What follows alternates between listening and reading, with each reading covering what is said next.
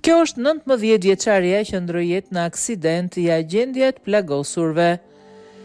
Një aksident me fatalitet ka ndodhur në fshatin Posk të Prizrenit. Policia ka konfirmuar se si pasojë e aksidentit një 19 vjeçare ka ndruar jetë, kurse 2 persona të tjerë janë lënduar.